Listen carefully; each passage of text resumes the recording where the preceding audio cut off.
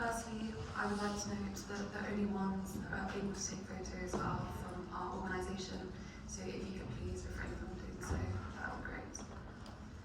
So welcome to our side event concerning human rights in Iraq, hosted by the Organisation of the Elimination of All Forms of Racial Discrimination, shortened EFID, and our co-sponsors, internationallawyers.org and Geneva International Centre for Justice. So yesterday, the 20th of March 2023, marked 20 years to the day that the American and British forces announced that they had begun the military invasion of Iraq based on fraudulent claims and exaggeration. The invasion was a defining moment for international law. The cost of the invasion on Iraq has been so profound that, unfortunately, the suffering caused cannot be condensed into this 1 hour session.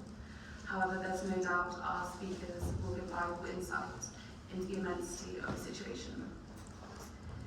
If we have time at the end, we will open the floor for questions, which will be given to the relevant speaker.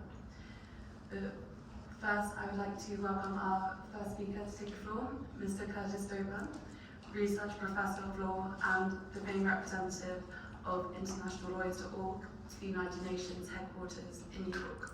So welcome, Mr. Dober. Thank you. As you can see from the screen, I'm actually a research professor of law at the University of McKinney, which is in Sierra Leone. I also teach as a visitor here in Geneva at Webster University.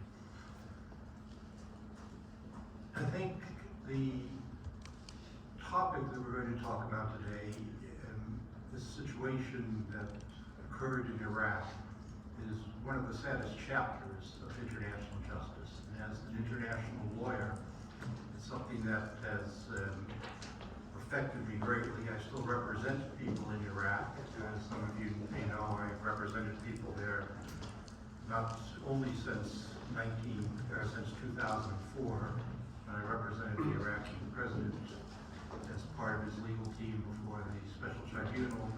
Previously, I had represented people in Iraq in negotiations concerning the Iraqi government and sometimes the international community.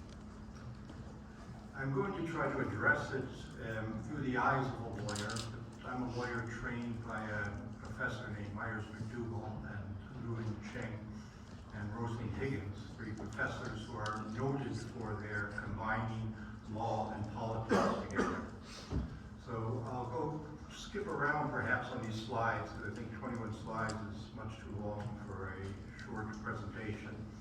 But I do want to try to go through each one of these four points on the facts, what we know about the armed conflict in Iraq, which I'll present as, although we'll talk mainly about the conflict that we're remembering from 20 years ago.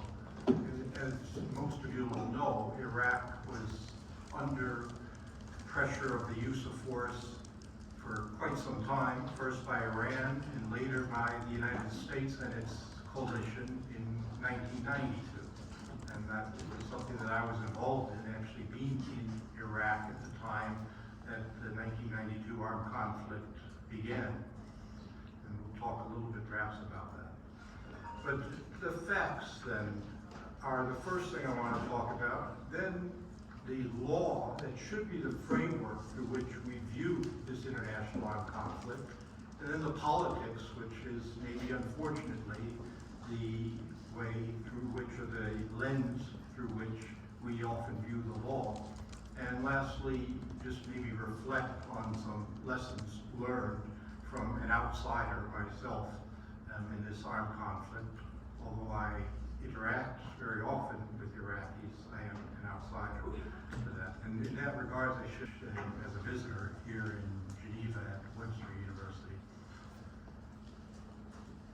I think the topic that we're going to talk about today, the situation that occurred in Iraq, is one of the saddest chapters of international justice. And as an international lawyer, it's something that has affected me greatly. I still represent people in Iraq. As some of you may know, I've represented people there not only since 2004, when I represented the Iraqi president as part of his legal team before the Special Tribunal. Previously, I had represented people in Iraq in negotiations concerning the Iraqi government and sometimes the international community. I'm going to try to address it through the eyes of a lawyer. I'm a lawyer trained by a professor named Myers McDougall and Ruin Cheng and Rosalie Higgins, three professors who are noted for their combining law and politics together. So I'll skip around perhaps on these slides, because I think 21 slides is much too long for a short presentation. But I do want to try to go through each one of these four points on the facts, what we know about the armed conflict in Iraq, which I'll present as, although we'll talk mainly about the conflict that we're remembering from 20 years ago. As most of you will know, Iraq was under pressure of the use of force for quite some time, first by Iran and later by the United States and its coalition in 1992. And that was something that I was involved in, actually being in Iraq at the time that the 1992 armed conflict began. And we'll talk a little bit perhaps about that. But the facts then are the first thing I want to talk about. Then the law that should be the framework through which we view this international armed conflict. And then the politics, which is maybe unfortunately the way through which, or the lens through which we often view the law. And lastly, just maybe reflect on some lessons learned from an outsider myself in this armed conflict. Although I interact very often with Iraqis, I am an outsider to that. And in that regard, I should express my appreciation to Naji Haraj, who is the main representative of InternationalLawyers.org, who was Iraqi himself, and fled the country in part because of this conflict, and has done a very admirable and continuing effort to try to draw attention to the humanitarian disaster that is now Iraq. So the facts then, some basic facts, which are probably not new to anybody, is that the war was waged against Iraq, as I said, well, even before 1991. I have 91 there up on the board as the starting point, but there was a war with Iran before that.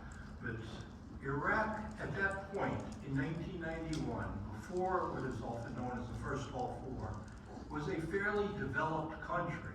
I now teach in Sierra Leone, and I can tell you that Iraq was more developed than Sierra Leone in 1991, in part because it had more wealth, it had oil, which Sierra Leone unfortunately does not have. So that was the situation of Iraq before these wars began. The wars, both in 92 and in 2003, were based on lies. We know the lie about the weapon of mass destruction in 2003. But even in 1992, some of you might remember that April Gillespie, an American representative, actually told Saddam Hussein that he did not have to worry about going to war. And of course, if you indicate that at a high level to another senior government official, that's something that they will usually rely on. It's estimated that at least, and I say at least, 1 million Iraqis were killed during the armed conflict. I know that there are a wide range of suggestions as to how many Iraqis actually died from either the 1992 or 91 conflict and the 2003 conflict, but we did a household survey after the 1992 conflict, and it showed that infant and child mortality tripled in that time. That alone will account for, between that time and today, more than 1 million children dying that would not have died as a consequence of the aggression against the Iraqi people. That's just children.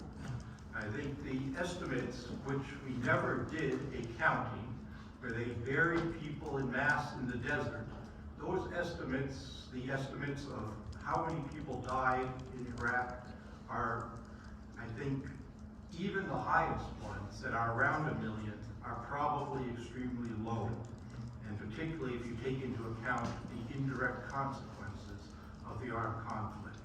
The infrastructure of Iraq was destroyed, the stability of Iraq was destroyed, and I think unfortunately, and I say this as an American citizen, that I think is very unfortunate that generations of Iraqis, even generations that I've been able to talk to in my short time working in Iraq and with Iraqis, they know who did this to their country. There's no doubt about it to them. And I think that's a very unfortunate legacy that my country, the United States, will have to live with, along with some of its coalition partners. Today, the U.S. occupation is teetering, and I call it an occupation despite George Bush going on television and announcing that it was over in 2004, because an occupation is a consequence of facts on the ground. The de facto control of a country is an occupation. And today, the government in Iraq would probably not be able to exist if it is not for the United States propping it up still to this day, now 20 years after the war. There is a movement to build political organizations in Iraq, and particularly I've seen it in the north, but it is moving slowly, and they still suffer from the destruction of the system of government and stability in that country that was accomplished 20 years ago and 30 almost years before that. Internally, also, the consequence of these wars has been that Iraqis have rallied to the appeal of nationalism. That is one of the main rallying cries right now for them to come together. I'd be interested to hear from other Iraqis here who might have a different view, but in my dealings with Iraqis, they have indicated that the main appeal for them right now to cooperate with each other is their national identity and the fear of foreign occupation. And slowly, I hope in part through efforts like today, the version of history that was created by the media and the countries that acted aggressively towards Iraq is being explained, if not changed. Now the enemy in Iraq is no longer merely the countries that invaded it, but it's the public-private partnerships that conspire to exploit the Iraqi people. But unfortunately, that's something that we know very well in Sierra Leone. Well, let's look a little bit at the law then, because these facts need to be looked at, and I've just given you, of course, a very brief overview of them. They need to be looked at through a legal lens. The international community, if it is to function, it functions based on a rule of international law. Now, some of you might smile and even wonder what that could possibly mean, but that is what states have agreed. That is what almost every country in the world has agreed that they will abide by international law. And this war, again, talking about the 2003 war primarily, it was an illegal war because the use of force against one country is prohibited. Now, there is an exception under the UN Charter, but as those of you who have studied this situation will know, the UN never took a resolution saying that force could be used against Iraq. It took a resolution that even the United Kingdom, which was one of the original coalition members, said was not a resolution that allowed the use of force without any further authorization from the United Nations. And several other members of the Security Council said very clearly that the resolution 1441 that was adopted was not a resolution that permitted the use of force against Iraq. And that's not only a charter provision, but as I indicate there, it's customary international law, and that was solidified in a case in which the United States was involved, the Nicaragua case. There's also international humanitarian law that applies.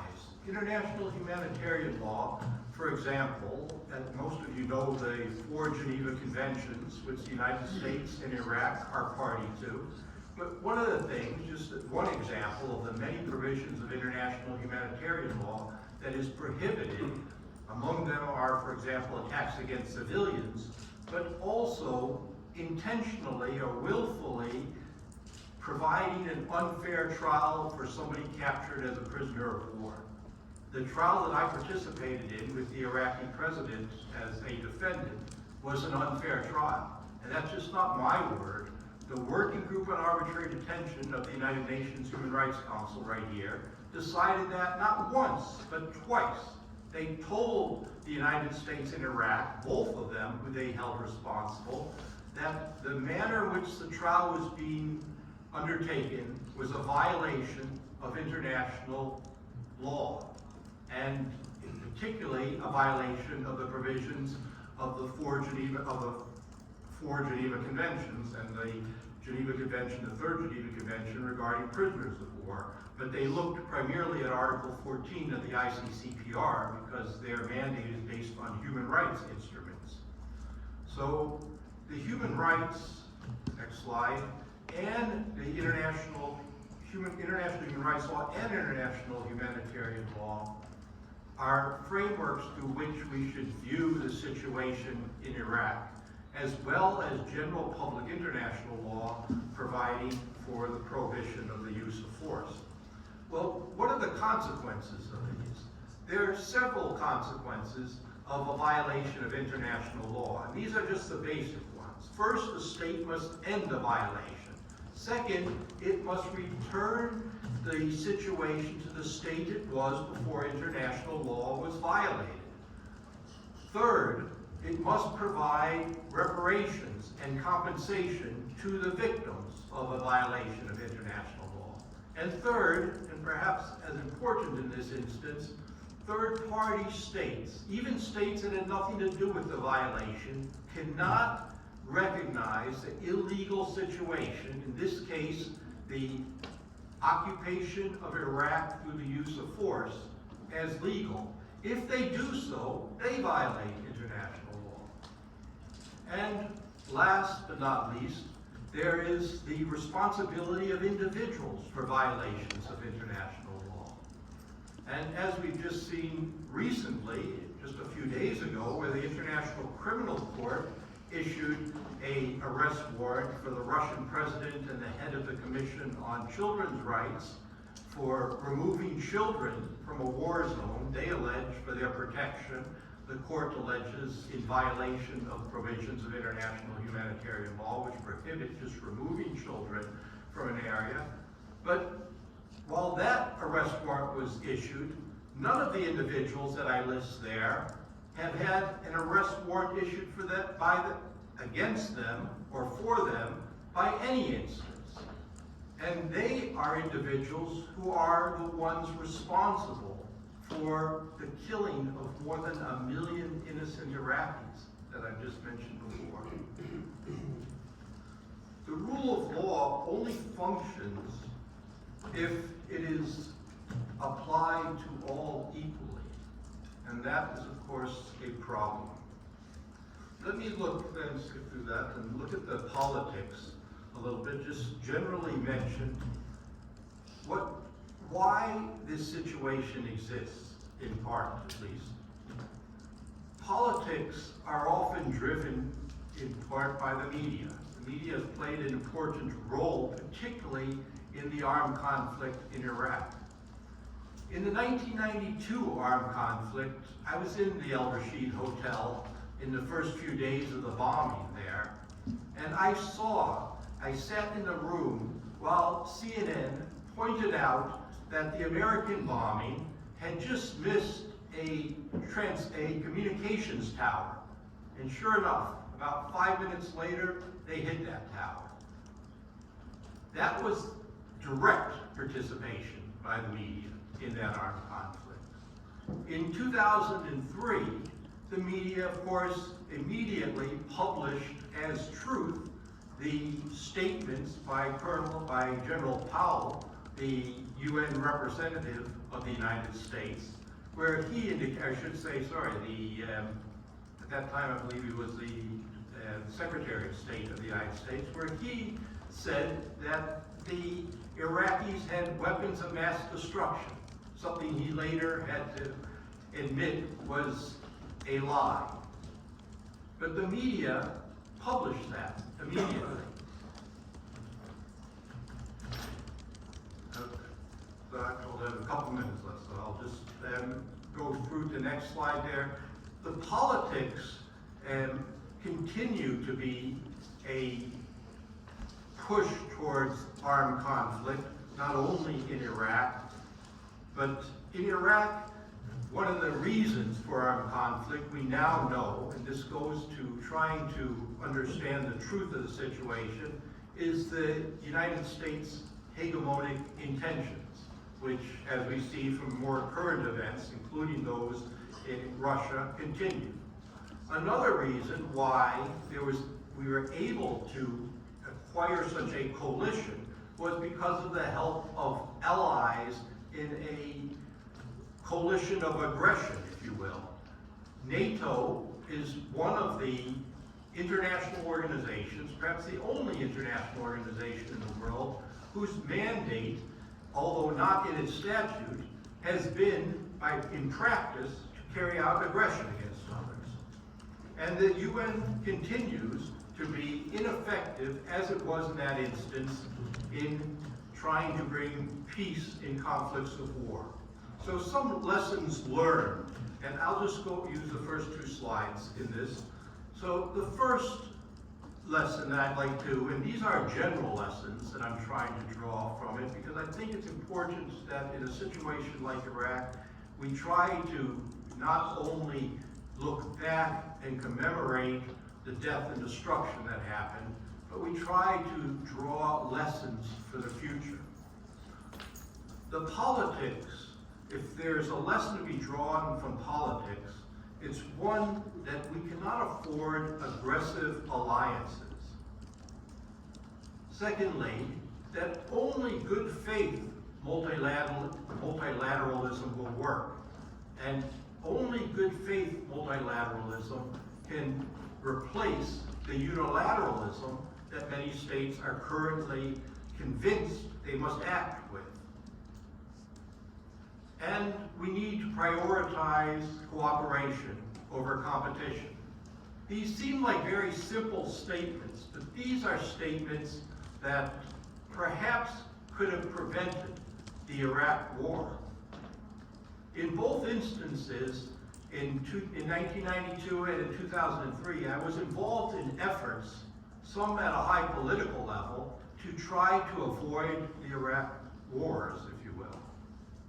And in both instances, these three problems were the obstacles that were confronted and which we were not able to overcome. In the second case, working with a former American United States Attorney General and meeting with countries, in fact, to try to deter the war in Iraq, and even to get Iraq to act in a way that might be able to deter the war. So let me just finish then. Let me just finish then with the note that I think if there's a lesson to be learned from Iraq, it's that whenever we use force, it's going to have not only an immediate consequence that is deadly, as we've seen, it's going to have consequences for many generations. And it'll be a long time before, certainly after I'm dead and gone, before even citizens of the United States will be able to come out from under the dark cloak that this war has put over us.